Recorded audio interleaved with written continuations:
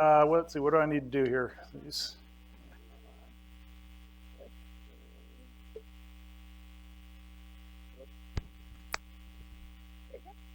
All right, great. Well, thanks, everybody. So this is all about the stuff that Madeline talked about a little bit in her opening remarks about how one of the things ATSC3 and NextGen can do is take emergency alerting and alerting in general to a completely different level than broadcasters and the cellular operators have been able to do or we've been able to experience in a long time. So I'm going to define a couple of terms that come out of the standards. So one is Advanced Emergency Information, which is the acronym for AEA. So somehow that got a little bit mixed up, but I think it came about from, I think the initial thinking was it was probably Advanced Emergency Alerting. And as the groups kind of evolved this, they realized it's more than alerting. It's about informing and information. So this is an ability to allow broadcasters to put a lot of content elements into alerting that's never been there before, and that can be text and images and audio and interactivity and all the things that people are used to on the internet but have not been on broadcast. It also gives viewers the ability to manage alerts that come through. It's not a replacement for EAS. In fact, it supplements it, but doesn't replace any of the FCC emergency messaging regulations or practices. Step back. But it definitely enhances and supplements them. It's a technology, if receivers are location aware, that we can now use to geo-target alerts. So get away from what traditionally is an over-alerting situation where you have to tell more people about a situation than actually need that alert. So this allows us to tailor those alerts. Very important, allows for a wake-up of devices that are in standby mode, and I'll talk about how that integrates very tightly with the standards. And also allows for coupling of broadband and broadcast elements for alerting, just like we saw in some of the content discussions earlier today. And then finally, it's really an ability not only to do public-facing alerts for consumers, but also it can do encrypted, targeted messaging and alerting for first responders and governments and that sort of thing. So it can go beyond just public alerting. So the other thing I want to define, because you've heard a little bit about it, is AWARN. So AWARN stands for the Advanced Warning and Response Network. There was an act several years ago called the WARN Act, which defined a warning and response network. It ties into the IPAWS system that FEMA and the Weather Service has. The Advanced Warning, AWARN, is really an enhancement to that system.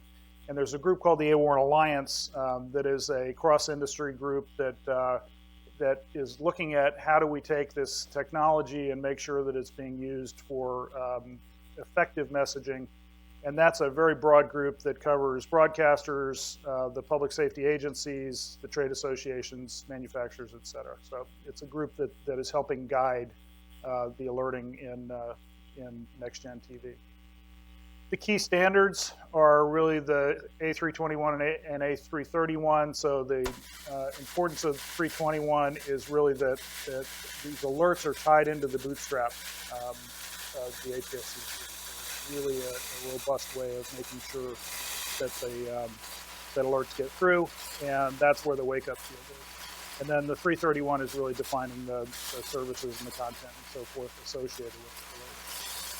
So a little bit of an eye chart, but the key here is that because those two bits are in the bootstrap, it's a very good way to make sure that receivers can get this, and in a way that receivers that are in standby mode will be able to wake up if they get an alert. Those two bits really are defined to be, if they're both 0, there's no alert active. If they're a positive number, either 1, 2, or 3, there is an alert active. And the reason to have multiples there is to be able to show a state change. So if an alert comes in, it'll be alert number 01, and then if that alert changes, it can go to 1, 1, 0, and so forth. So one thing to note is that there's one bootstrap per RF channel, right? So if stations are channel sharing, then they've got to coordinate on how to use those wake-up bits in the bootstrap. There's a table associated with it. The key is this table defines who gets an alert, when they get it, a summary of the alert, and then a bunch of optional fields on where the alert applies. You can put more narrative in there. You can tie live media to it. You can put file-based media against it. So really just a way to create an alert that's very flexible. And the types of messages are really categorized as things that are very timely or emergency. So the timely things might be like the examples you see here of a school lockdown or an active shooter or an earthquake early warning, things that you really want to get an alert through very quickly, or tornado warning is another great example of that. Emergency warnings are really thinking more of as an extension to EAS, so being able to take the EAS requirements that broadcasters have to manage and layering that into the NextGen alerting. And then also there's public safety, weather alerts, that sort of thing. So more of the common alerts that you see today, but layering in these advanced features to those alerts. Emergency information is really more of a broad informational capability, and I'll show you a couple of examples of that. But it might be after an event, what's a post-event activity that people should do? Should they go to a shelter? Should they take a certain evacuation route? That kind of thing. So it could be really any kind of information associated with an alert. And then there's the capability of just doing bulletins and advisories. And here's an example of a school closing for snow, or something where there's a traffic problem, and you just want to be able to alert people of that. So kind of low priority, but still an alert of some kind. So if we think about what alerting is today, this is what most of us think about alerting. It's that text screen and the horrible tone that you get on your devices that tell you that there's an alert. And that doesn't go away. That's something that still exists. It's still a requirement, but it's enhanced greatly. And I don't know how long this has been since it's changed, but it's been decades, right? So it's the same thing we've seen for many, many years. So that's on the broadcast side. It carries through to cable. Mobile has added wireless emergency alerts, or WETA. So these are the alerts you get on your phone that are sometimes geo-targeted.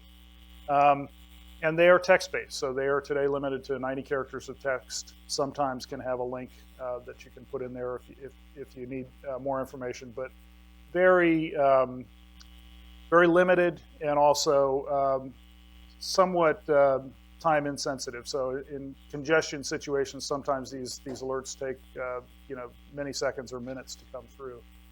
So that's what we're used to today. And then if you layer in the fact that we've seen, particularly in the recent California situation and in Puerto Rico, the wireless infrastructure, even though we're all dependent on it for things like this, is really not a robust infrastructure. So it tends to rely on commercial power, and in bad day situations gets congested and in some cases throttled by the carriers and end up with some blocking.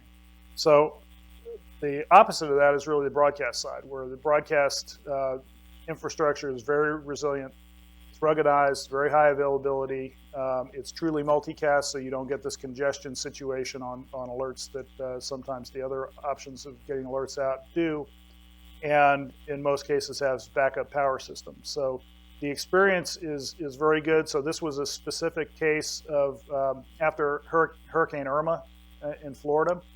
And the colors on the map show the state of the cellular networks after the hurricane hit, and you can see that a large number of the areas, particularly in Miami-Dade, were taken off the air for a period of time.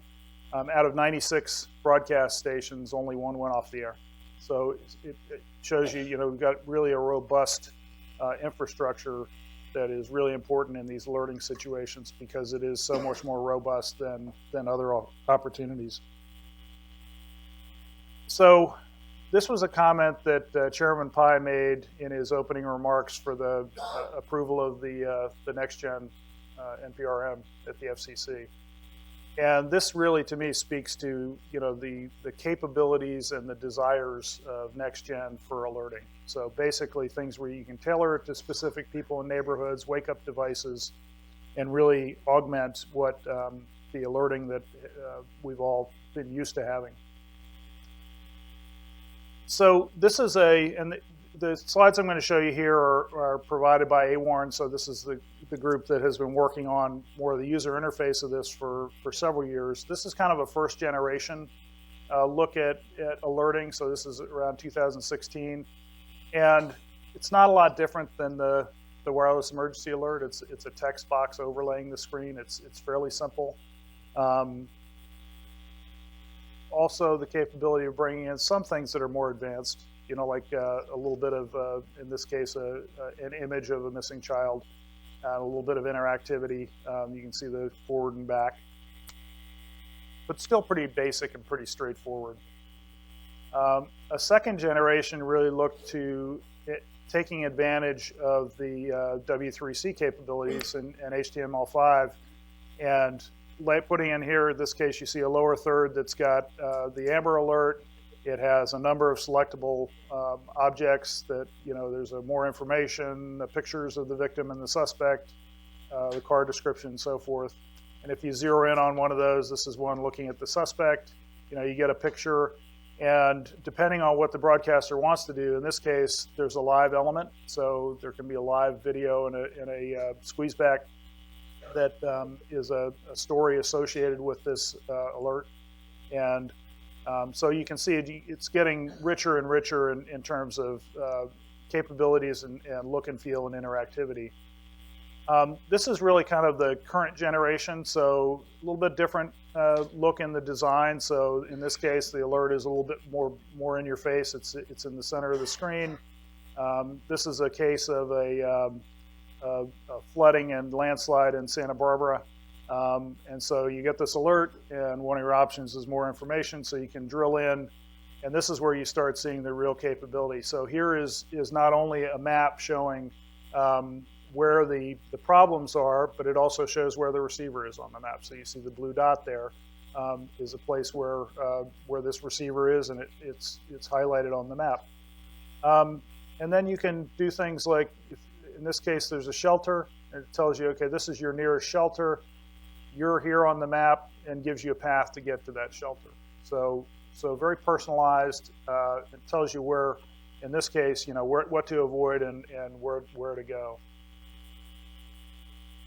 And then you can also, again, depending on what the broadcaster wants to do, add in live elements. So you could, if it's an active situation, you might have a live news feed that you can tie into this. People can click on that, get a live update on what's going on. And equally important to just the alerting of an event is kind of post-event management. So here's an example of, following still with that Santa Barbara example, of a post-event opportunity. So if you look on the screen there in the lower corner, you see the little alert icon. A consumer could click on that and then get an update on what's going on with this disaster. So in this case, this is a map showing the areas that are declared as disaster, places that are still high risk, where the power outages are, just things that are useful in a situation after an event to help citizens and viewers through it. And again, if there's live coverage, you could tie that in as a menu selection there. So you can see that these things are the capabilities are really pretty much what you can do on the web, but doing it in this environment with a broadcast background to it. And from a consumer perspective, I think it's going to really provide a much richer and probably more important and valuable capability than consumers have had. And it's an environment that's pretty straightforward and easy to use. You don't have to teach it. It's pretty intuitive. But one of the things that is challenging is trying to figure out, one, how do you make this look similar across different broadcasters? So I think one of the things that AWARN and other industry groups are trying to do is get together and say, can we come up with some kind of, not really standards, but approaches to this, so the look and feel is similar, and so it's not going to be a very different view as you change channels across different providers. And similar to that is that this is now something that needs to be integrated into the newsroom. So newsrooms are an important part of this. So not only do the alerts come in, they've got to get integrated into a newsroom function or newsroom workflow. That how do you build these live elements? How do you build the screens? How do you build the different selection options that you have for a particular event? And so there is a fair amount of interest these days from a number of broadcasters on figuring out how to work on these workflows and tie them into the newsroom. And most of the thinking now is that it can be very template based, so you can build templates that are pretty much pre-populated with everything except the specifics, and then quickly fill those in with elements that match the specific situation that the community is dealing with. And that of course gives the opportunity to do both real-time content, but also non-real-time content, images, canned videos, that sort of thing. So that's really the future of alerting and informing in the next-gen world, and I think again it's a major enhancement to what people have today, and it's a clear differentiator for broadcasters. That's it. Any questions?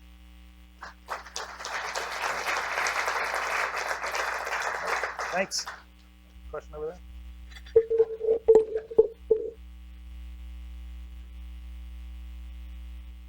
Does any of that capability require a back channel over the internet, or like when you had those options they could select at the bottom for more information, was all that downloaded to the TV? It can be implemented either way. So just with all the other content, you could provide all that through the broadcast, but it could also have tie-ins back through broadband as well. Yeah, on the informing side of that equation, number one, I was looking to see what slice of California was going to fall off into the ocean, but in terms of the informing side of the equation, and I'll catch crap for this later, but there's activity going on here in DC at WJLA as part of the ongoing ATSC activity for AE, and I for informing, and Fred Baumgartner is in the audience back here, and he is directly engaged in that activity. We're looking for participation. So if you want to make this as robust as it can be, I urge your participation in this and other ATSC activity.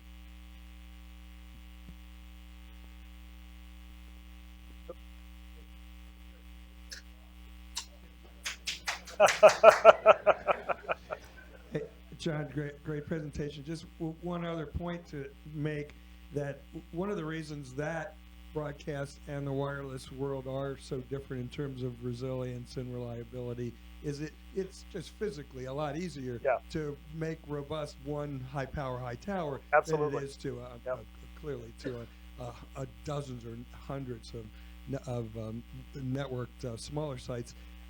As broadcasters think about moving partway in that direction with SFNs, though, we got to remember that those SFN sites should probably be thought of as requiring just as much backup and resilience as the high power. Not that we're talking about hundreds or maybe a dozen at most, probably, but it's important to keep that, to maintain that. So think about that as planning. You also want that kind of a backup. And I think some of what Osborne and public media are thinking about is doing that in a shared way so that it can be done in cost-effective manner, even with broadband antennas and so on. So that's another sort of second thought about SFNs that we have to keep in mind to keep this advantage that broadcasters have moving forward. Just on top of that, just a reminder, however, particularly as you move towards dense SFNs, you have the resilience of an entire slope of C over N ratios in mod cods. So a properly designed SFN deployment is going to take into account the possibility of holes. And those holes are overcome on a C over N basis. And so you simply slide the meter down, if you will, in those times of emergency, which you're probably going to do for some of that alerting and informing anyways, to ensure that you've got maximum resilience, highest quality of service, and so you have a self-annealing capability. In fact, the denser an SFN becomes. So that there are certainly trade-offs, and Skip is right. If you deploy myopically, you can run yourself into a wall. Be smart about that. That does need to be part of the planning. But again, we have an extremely flexible standard that allows a huge degree of quality service to be derived from extremely low signal levels. Related to the integrating with the newsroom systems, is there a published API that you have with the AWARN system, or did I don't know the answer to that, Fred. You might. Question: is there a published API for the integration in the newsroom? No. Yeah. Okay. Final question here. Yeah, Monty Taylor, Com Daily. There's rough timelines for when consumer electronic devices that can receive 3.0 get out into the marketplace, and for when markets transition to 3.0. Is there any kind of rough timeline for when some of this AWARN capability is available, when viewers are actually seeing some of these alerts on those devices? So I think it's really a broadcaster question. So the capability is there today for broadcasters to implement it. Now, whether anybody has today or not, I don't know the answer to that.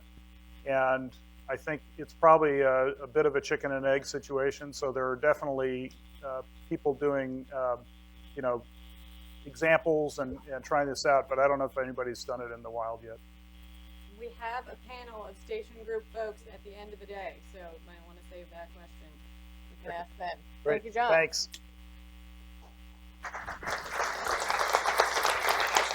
Very good.